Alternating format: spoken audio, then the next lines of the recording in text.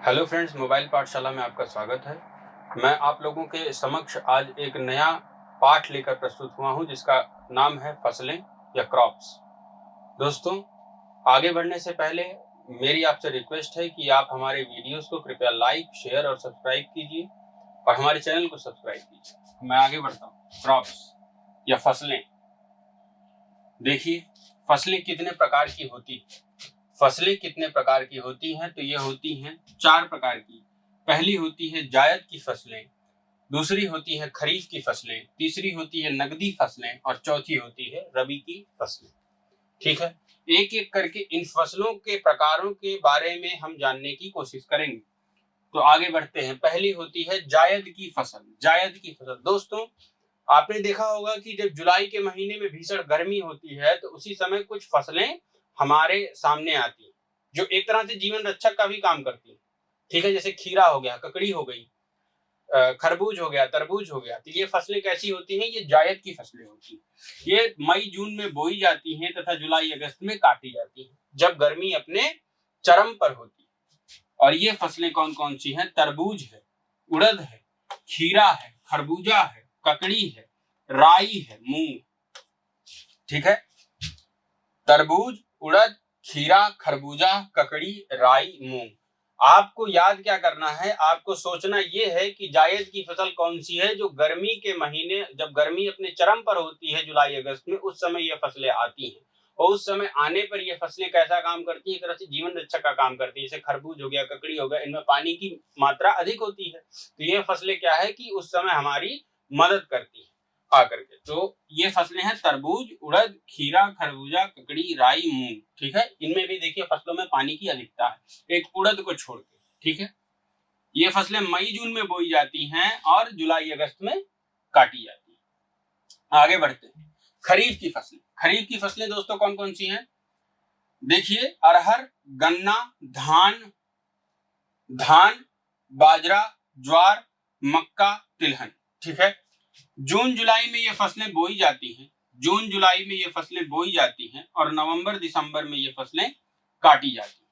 दोस्तों, आपने देखा होगा कि किसान जो है वो बड़ी बेसब्री से बारिश होने का इंतजार करते हैं। बड़ी बेसब्री से बारिश होने का इंतजार करते हैं और जैसे ही बारिश होती है तैसे ही एक फसल रोपना शुरू कर देते हैं। दोस्तों, वो फसल होती है आपकी धान। ठीक है, धान, ये फसलें होती हैं धान। और धान भी क्या है दोस्तों? एक खरीफ की फसल है। धान भी एक खरीफ की फसल है। तो खरीफ की फसलों में अरहर, गन्ना, धान, बाजरा, ज्वार, मक्का और तिलहन। अरहर, गन्ना, धान, बाजरा, ज्वार, मक्का और तिलहन आता है। ये फसलें जून जुलाई में बोई जाती हैं और नवंबर दिसंबर में काटी जाती है। मतलब गर्मी के समय बोई जाती हैं और सर्दी में काटी जाती हैं। गर्मी में बोई जाती हैं और सर्दी में काटी जाती है। जायद की फसलें गर्मी में बोई जाती हैं और गर्मी में ही काटी जाती है। ठीक है, आगे बढ़ते हैं। नकदी फसलें। नकदी फसलें दोस्तों, जिन फसलों का अधिकतम उपभोग हम अपने खाने में नहीं कर सकते। जैसे कि किसान ने, आप देखिए कि किसी किसान ने क्या किया कि उसने 2 बीघे बोया आपका तंबाकू या गन्ना। तो क्या वो सारा गन्ना या गन्ने का की आधी मात्रा भी 50% या 40% भी कंज्यूम कर सकता है साल भर? या तंबाकू 40% कंज्यूम कर सकता है? नहीं कंज्यूम कर सकता। वो किस लिए बो रहा है? वो इन फसलों को अपनी आर्थिक उन्नति के लिए बो रहा है। ठीक है, रुपए के लिए बो रहा है। तो ये फसलें कैसी होती हैं? जो फसलें अपनी आर्थिक स्थिति को सुधारने के लिए बोई जाए वो नकदी फसलें होती हैं। जो नगद प्रदान करें वो नकदी फसलें, नाम से स्पष्ट है। तो इसमें हो जाएंगी फसलें कौन कौन सी? कपास, गन्ना, जूट, तंबाकू। कपास, देखिए कपास क्या है? किसान ने बहुत सारा कपास बोया तो क्या सारा कपास पहन लेगा? बहुत पहनेगा, एक कुर्ता पहनेगा। और कपास वो कच्चा कपास है तो उसको क्या करेगा? उसको बेचेगा, तब तो कपड़ा बनेगा। गन्ना है, गन्ने को किसान क्या करता है? चीनी मिल में बेच देता है ज्यादा से ज्यादा, उससे उसकी आर्थिक स्थिति सुधरे, कुछ उसको इनकम हो जाए। जूट, जूट किसान क्या है? जूट की बोरियां बनती हैं। ठीक है, उसकी रस्सी बनती है। तो जूट का इस्तेमाल ऐसे होता है। तंबाकू, तंबाकू का इस्तेमाल लोग खाने में लाते हैं, तो इसे भी किसान क्या करेगा? बेचेगा ही। आगे बढ़ते हैं। रबी की फसलें। रबी की फसलें क्या है? अक्टूबर नवंबर में बोई जाती है।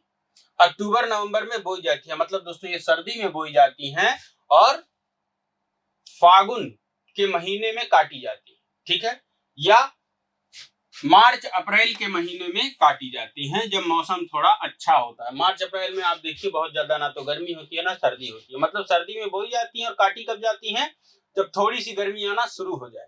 जबकि खरीफ की फसलें जो हैं वो कब बोई जाती हैं, वो गर्मी के समय बोई जाती हैं और कब काटी जाती हैं, अक्टूबर नवंबर, मतलब सर्दी में जून जुलाई में वो करके अक्टूबर नवंबर में काट लिया। और ये फसलें अक्टूबर नवंबर में जैसे ही खरीफ की फसल कटी, अक्टूबर नवंबर में इन फसलों को बोया जाता है और मार्च अप्रैल में काट लिया जाता है।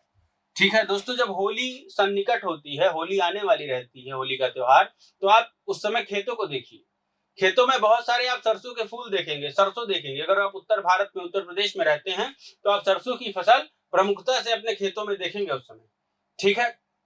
तो वो फसलें कैसी हैं, या सरसों की फसल कैसी है, वो है एक रबी की फसल। रबी की फसल, आलू भी उसी समय निकलता है। जौ, सरसों, चना, राई, गेहूं, मटर, ये सारी की सारी कैसी फसलें हैं दोस्तों, ये रबी की फसलें हैं जो सर्दी में बोई जाती हैं और ग्रीष्म ऋतु के या गर्मी के आने से पहले इन्हें काट लिया जाता है, ठीक है। अब देखते हैं कौन कौन से राज्य सबसे ज्यादा प्रधान उत्पादक हैं फसलों के, ठीक है। सबसे बड़े उत्पादक फसलों के कौन कौन से अलग अलग राज्य हैं, किन फसलों के सबसे बड़े उत्पादक हैं। तो धान का सबसे बड़ा उत्पादक कौन है दोस्तों, धान का सबसे बड़ा उत्पादक है पश्चिम बंगाल। आपने बार बार सुना होगा कि पश्चिम बंगाल या बंगाली लोग ज्यादातर क्या खाना पसंद करते हैं, चावल खाना पसंद करते हैं। तो यहाँ से आप इस ट्रिक से इस चीज को याद कर सकते हैं कि बंगाली लोग ज्यादातर चावल खाना पसंद करते हैं, इसलिए बंगाल चावल का सबसे बड़ा उत्पादक भी है, ठीक है। तो पश्चिम बंगाल चावल का या धान का सबसे बड़ा उत्पादक है। भारत में गेहूं का सबसे बड़ा उत्पादक, गन्ने का सबसे बड़ा उत्पादक और आलू का सबसे बड़ा उत्पादक। गेहूं, गन्ना, आलू, गेहूं, गन्ना, आलू, इन तीनों फसलों का सबसे बड़ा उत्पादक कौन है दोस्तों, इस बात को एकदम याद कर लीजिए, यूपीटीटी के लिए बहुत ही इंपॉर्टेंट प्रश्न है। उत्तर प्रदेश, उत्तर प्रदेश, उत्तर प्रदेश। ये उत्तर प्रदेश गेहूं का भी सबसे बड़ा उत्पादक है, गन्ने का भी सबसे बड़ा उत्पादक है और आलू का भी सबसे बड़ा उत्पादक है, ठीक है। मूंगफली का सबसे बड़ा उत्पादक कौन है, मूंगफली का सबसे बड़ा उत्पादक दोस्तों गुजरात, ठीक है। इसे कैसे याद कर सकते हैं, देखिए उत्तर प्रदेश में लोग कौन से खाद्य तेल का ज्यादा इस्तेमाल करते हैं, सरसों का ज्यादा इस्तेमाल करते हैं। लेकिन अगर आप महाराष्ट्र वाले क्षेत्र में चले जाइए, गुजरात के क्षेत्र में चले जाइए, तो खाद्य तेल वहां पर क्या है, वहां पर मूंगफली एक खाद्य तेल है। वहां पर पशुओं को भी जो खल डाली जाती है, वो खल भी किसकी खल होती है, मूंगफली की खल होती है। इसीलिए मूंगफली का सबसे बड़ा उत्पादक कौन हो गया, गुजरात हो गया। गुजरात मूंगफली का सबसे बड़ा उत्पादक है। भारत में चाय का सबसे बड़ा उत्पादक, ये तो सबको ही याद होना चाहिए, आसाम, ठीक है। आसाम चाय का सबसे बड़ा उत्पादक है, अपने चाय के बागानों के लिए प्रसिद्ध है। भारत में कॉफी का सबसे बड़ा उत्पादक, ठीक है, कॉफी का सबसे बड़ा उत्पादक दोस्तों भारत में कर्नाटक है, ठीक है। कर्नाटक राज्य कॉफी का सबसे बड़ा उत्पादक, ठीक है। जूट का सबसे बड़ा उत्पादक, देखिए दोस्तों जूट का सबसे बड़ा उत्पादक भारत में पश्चिम बंगाल है, जबकि विश्व में कौन है, बांग्लादेश है। जूट का सबसे बड़ा उत्पादक विश्व में कौन है, बांग्लादेश है। बांग्लादेश भी क्या होता था, पहले बंगाल का ही तो हिस्सा हुआ करता था, इसीलिए वो इस समय क्या है, जूट का सबसे बड़ा उत्पादक है विश्व में। परंतु भारत में कौन सा राज्य सबसे बड़ा उत्पादक है जूट का, तो वो है पश्चिम बंगाल।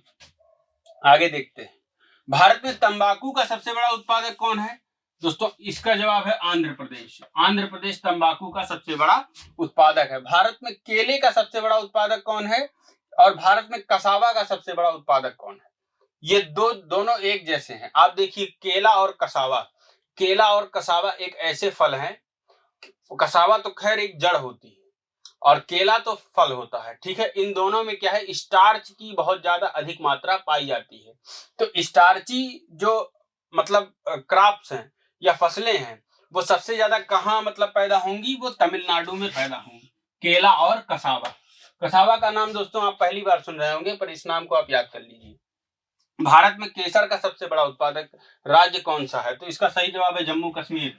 कोई और राज्य इसका उत्पादन करता भी नहीं जम्मू कश्मीर के अलावा, ठीक है।